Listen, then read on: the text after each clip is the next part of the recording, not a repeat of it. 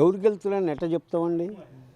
ఇప్పుడే మా పార్టీకి వెళ్తుందని నేను అంట, అవతల వాళ్ళు వాళ్ళ పార్టీకి వెళ్తుందని వాళ్ళు అంటారు. కాదని మీరు అనగలరా? అనలేరుగా. అంటే మీరు ఈ గ్రామంలో ఉంటారు కాబట్టి ఎవరికి ఎక్కువ మద్దతు ఉంటుంది? మద్దతు అంటే మంచి మనిషి, మంచి పనులు చేసే వ్యక్తి మీద మద్దతు ఉంటుంది. అంటే ఈరోజు మంచి ఉంటే గెలవరు కదా, డబ్బు ఉంటేనే గెలుస్తారు కదా. డబ్బు అంటే పెట్టేవాడి పిండి కొద్దీ రొట్టె. డబ్బు పెట్టేవాడు ఎవడన్నా అదైనా డబ్బు పెట్టినా గెలుతాడని నమ్మకం లేదు.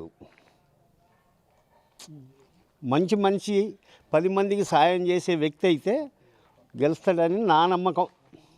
అది అట్లాంటి అభ్యర్థులు ఉన్నారా ఇక్కడ మీ గ్రామంలో? మీ గ్రామంలో ఉన్నారా అలాంటి అభ్యర్థులు? ఉన్నారుగా.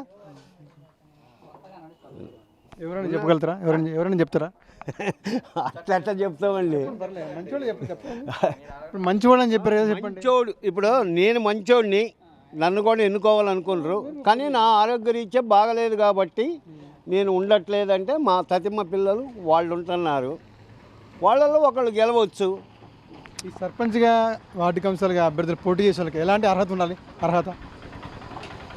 ఎలాంటి అర్హత అంటే ఏం చెప్తామండి?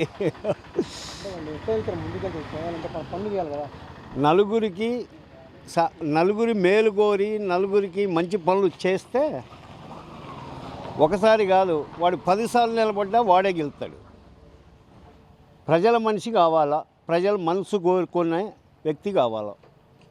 ఇప్పుడు కాంగ్రెస్ ప్రభుత్వంలో 42% బీసీలకు ఇస్తా అని చెప్పింది, ఇప్పుడు ఇవ్వలేదు, కేవలం 17% ఇచ్చిందంట. దీన్ని ఎలా చూస్తాం మీరు? మరిగా అది వాళ్ళ విధి విధానాన్ని బట్టి చేసుకుంటానండి. మనం ఏం చేస్తాం? కాంగ్రెస్ అయితే 42% ఇవ్వాలనే ఉంది, కానీ ఇవ్వలేకపోయింది. వీళ్ళేదో చెప్తున్నారని వాళ్ళ మీద వీళ్ళు, వీళ్ళ మీద వాళ్ళు. అంటే బీసీలే ఎక్కువగా తెలంగాణ రాష్ట్రంలో వాళ్ళు చాలా కోపంగా ఉంటారు. వాళ్ళకి మాకు ఎందుకు వీళ్ళు ముందు మాట ఇచ్చింది కదా అంటున్నారు. ముందు మాట ఇచ్చిందంటే ఇస్తారండి. మాట ఇచ్చి ఇప్పుడు చెప్పినవన్నీ కావుగా అయితే అండి, కావుగా